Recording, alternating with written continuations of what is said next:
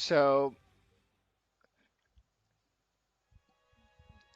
so before I basically jump into Zafina, let me just tell you, I was basically sitting here, and when I saw this shell, it just didn't took me more than 2 seconds to say yes, it is Zafina, because I know for the fact that she had some sort of connection with Azazel and the story, and and all that stuff. And basically, we have seen established the fact that in Taken 6 campaign, basically she had like she was the woman, who will predict future and stuff. So basically, she was kind of a fortune teller to begin with. So by seeing this, I could actually easily tell it was Zafina.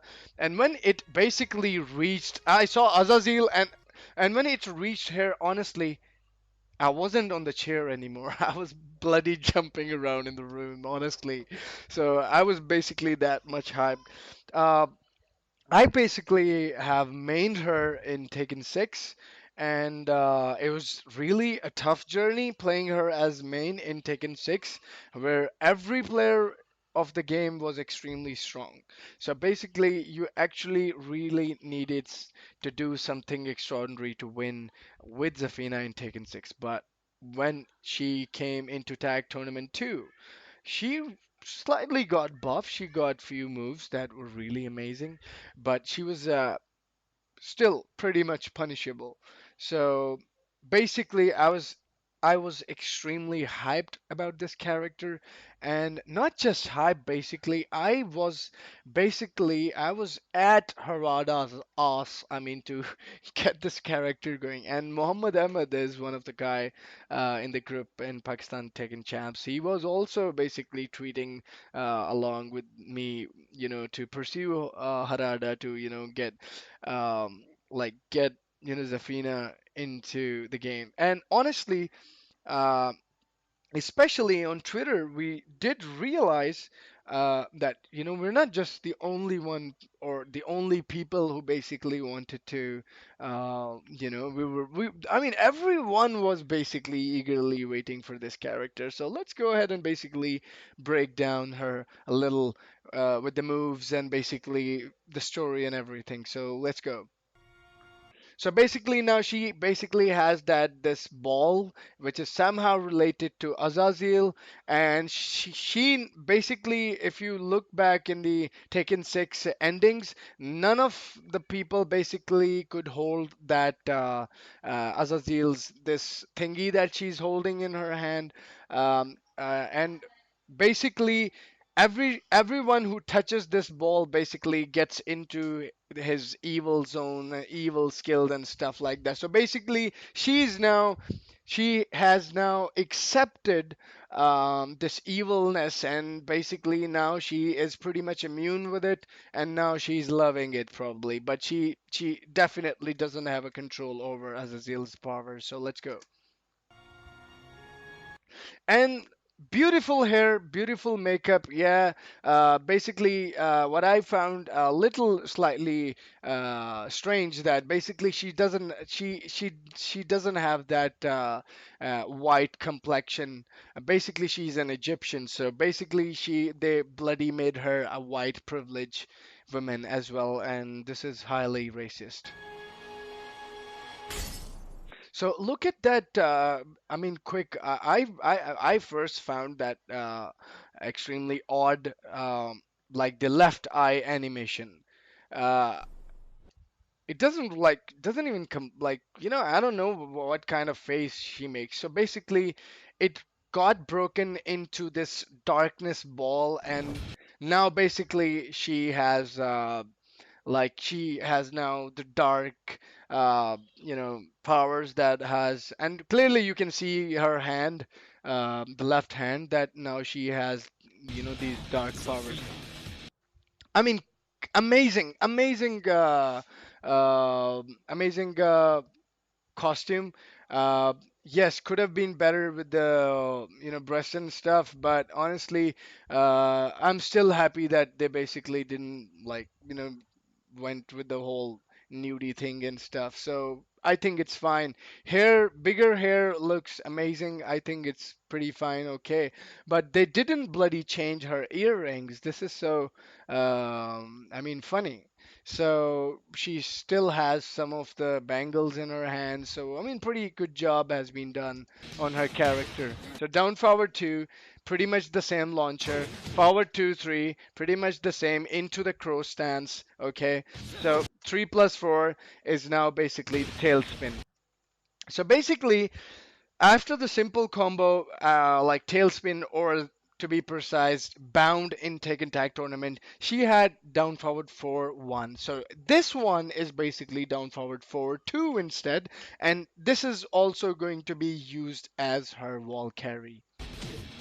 So you can see by the movement that she's doing something like this. So basically, this is going to take the character, and character is basically out of the frame. So they didn't show that how long the character is going to travel to the wall. So this is going to be really interesting, and I believe that it is going to have as much as range as Murdoch's forward forward 3-2, if I'm not wrong. So while standing two into her this stance. So finally they actually has given her something to be get quickly saved in the stance, because like she gets recovered very quickly, but she was punishable still. So basically she has her one of the power crush in this stance. So oh my god. And funny thing is, if you pay attention, and basically, and this is going to give her a knockdown. And by knocking down, she will definitely going to have a follow up. It's either going to be full crouch down forward 3, it's either going to be like simple down 3, or it's either going to be back 3. If they give her back 3, it's going to be hell of a damage. So 10 frame double forward 1 plus 2 is her wall bound. Double forward 4, and I can tell by the animation and those sparks that it's still the cutter. Uh, yeah, of course, can be jabbed, and she comes in the air. This is a very negative point. So forward 2-3, neutral 4 into the crow stance. So pretty much the previous win pose, but a different dialogue. This is your fate. So a different dialogue is nice. So back one, if I think this move is more going to be like back one into the counter. If it hits on counter, it's going to give a follow up move, not follow up as Oki. So it's going to give this kind of a move, which I believe that she was on the right, and it has been edited. I'm not confirmed. It's edited. So basically, she now has that Azazel's hand out. So back on the right side, she's going to get it out and basically hit that with the wow. So basically, she's like coming out of that character. So amazing. So pretty good distance. We'll definitely going to give her a forward forward 3 plus 4, or maybe just quickly run into down 2 4 into 1 plus 2 into that crawling stance as well. So another okay. One thing that I have just noticed, she now has a punch parry, and this is going to be extremely good against Geese, against Akuma, against Steve. So all these top tiers are probably going to now have to bear this. So basically, down forward 2 of Claudia is extremely fast and counter hit combo giving moves. So basically, down forward 2 has been parried. So she is now giving her like you know uh, it's more like triple like running two of Dragonov but with the left hand. So Amazing detail.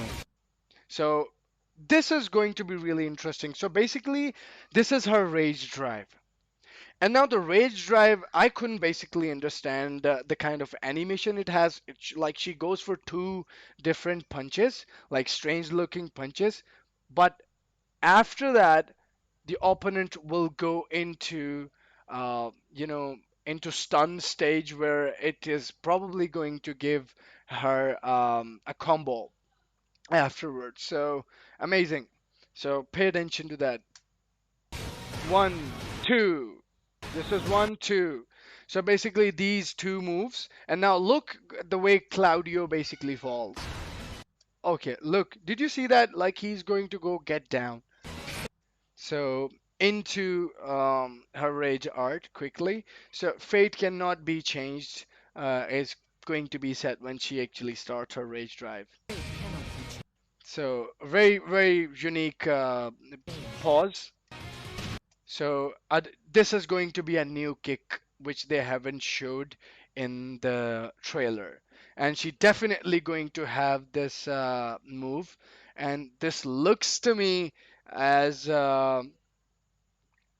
as a high move, but it's going to be very quick. By if I judge by the way it looks like. So into crawling. So basically her stance into 4-3. And now this basically this was a new move into the while standing 2, canceling. And now basically she has her, Azazel hand. Oh my god.